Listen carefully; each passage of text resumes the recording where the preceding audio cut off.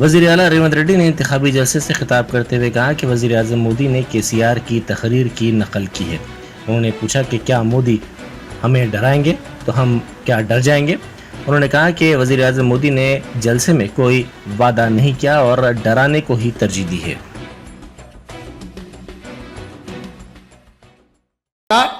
విశ్వేశ్వర రెడ్డి వచ్చాడు కుదరా మా అక్కల్ని మోడీ గారు దుడ్డు కూడా ఇయ్యలే, ఇట్లా అన్ని రకాలుగా మోసం చేసిండు. మరి ఇవాళ చంద్రశేఖరరావు మోసం చేసినందుకు కర్రు కాల్చి వాత పెట్టిరు. ఇక నరేంద్ర మోడీ కూడా గదే బాటలు నడిచిండు. ఇవన్నీ చూసన్నా ఇవాళ నరేంద్ర మోడీ గారు తెలంగాణకు వచ్చిండ్రు.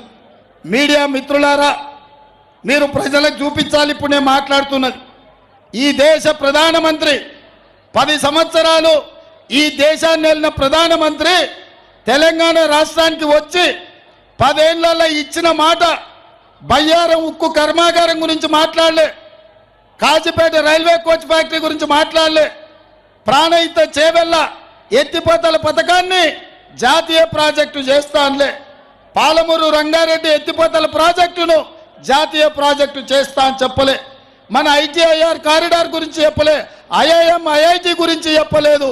ఆయన చిల్లర మల్లర రాజకీయాల గురించి మాత్రమే మాట్లాడాడు.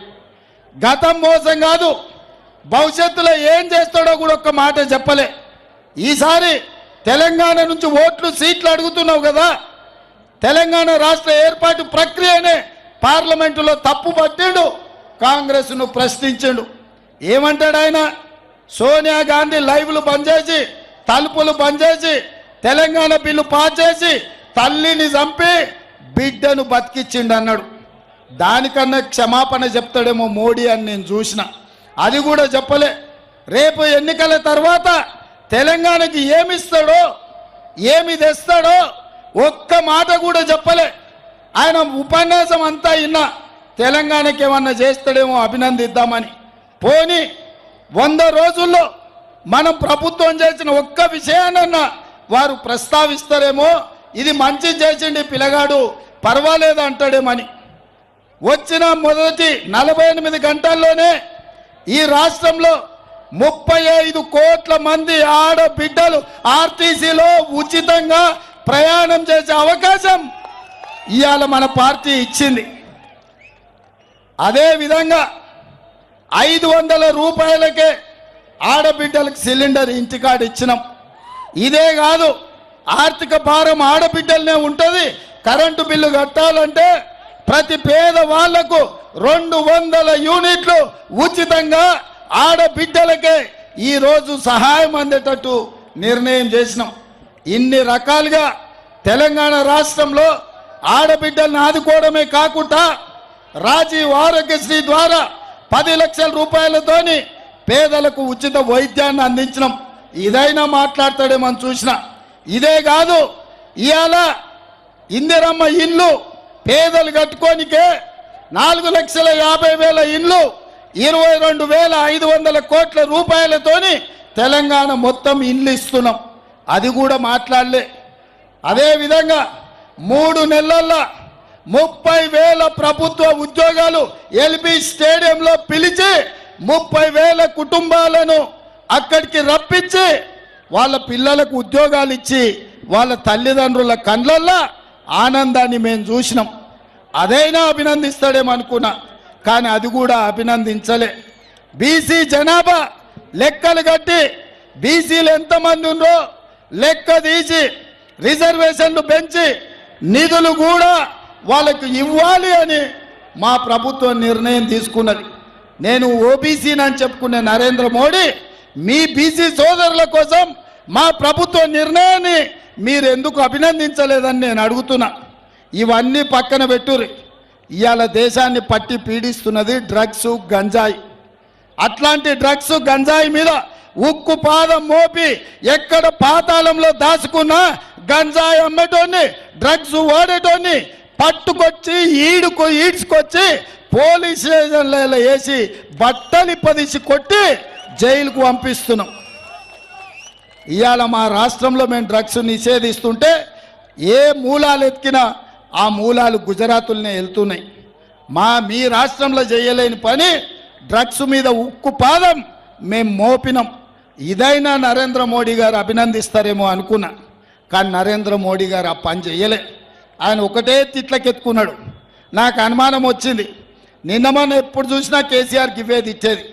ఆ రఘునందన్ రావు ఈ చంద్రశేఖరరావు స్పీచ్ని ఎత్తుకపోయి నరేంద్ర మోడీకి ఇచ్చినట్టున్నాడు, సార్ నువ్వు ఇది మాట్లాడని.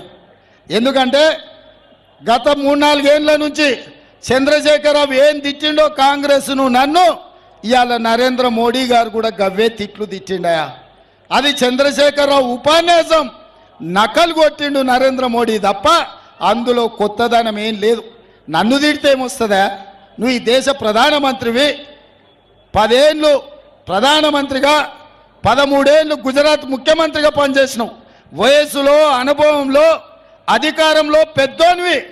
ఓ రాష్ట్రానికి ఓ పిల్లగాడు ఒక యువకుడు ముఖ్యమంత్రి ఉంటే నువ్వు పెద్ద మనిషి చేసుకొని 4 సూచనలు చేయాలి, 10 సలహాలు ఇవ్వాలి, 10 రూపాయలు ఈ రాష్ట్రానికి బడ్జెట్ ఇచ్చి మన మూసీ రివర్ డెవలప్మెంట్ ఫండ్ కోసం ఓ 20,000 కోట్ల రూపాయలు ఇచ్చి ఉండాల్సింది. మన మెట్రో రైలు ఇవ్వాలా, నాగోల్ నుంచి ఎల్బీ నగర్ నుంచి ఓవైసీ హాస్పిటల్ నుంచి P7 రోడ్, అక్కడి నుంచి అంతర్జాతీయ ఎయిర్పోర్ట్కు రోడ్ అనుకున్నాం. ఎల్బీ నగర్ నుంచి హయత్ నగర్ వరకు మెట్రో అనుకున్నాం. హైటెక్ సిటీ నుంచి గచ్చిబౌలి ఫైనాన్షియల్ డిస్ట్రిక్ట్ వరకు అనుకున్నాం. చందానగర్ నుంచి BHL రామచంద్రాపురం వరకు మెట్రో వేసుకుందాం అనుకున్నాం. రాజేంద్ర నగర్ కాలేజ్ పక్కన హైకోర్టు కడుతున్నాం, అక్కడి వరకు మెట్రో వేస్తున్నాం. దానికన్నా ఓ 10,000 కోట్ల రూపాయలు మోడీ గారు ఇస్తారేమని చూసిన. ఆయన బుల్లెట్ ట్రైన్ తీసుకుపోయిండు, సబర్మతి రివర్ ఫ్రంట్ తీసుకుపోయిండు, ఆయన గిఫ్ట్ సిటీ కట్టుకున్నాడు. మనకి ఏదన్నా హైదరాబాద్ విజయవాడ బుల్లెట్ ట్రైన్ అన్న ప్రకటిస్తాడు అనుకున్నా, ఏమి ఇవ్వలేదా? ఏమి ఇచ్చిండే మనకు నరేంద్ర మోడీ వచ్చి? గాడిద గుడ్డిచ్చిండు.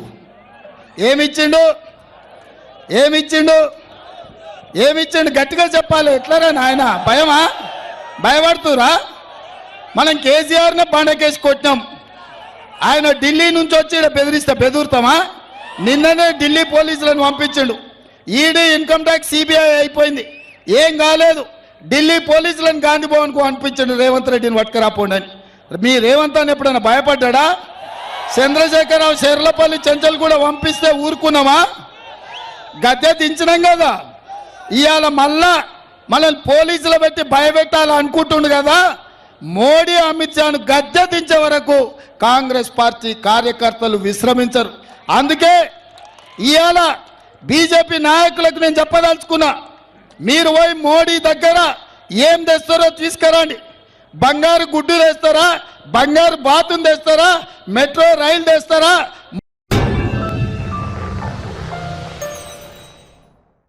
Germantown Super Speciality Hospital.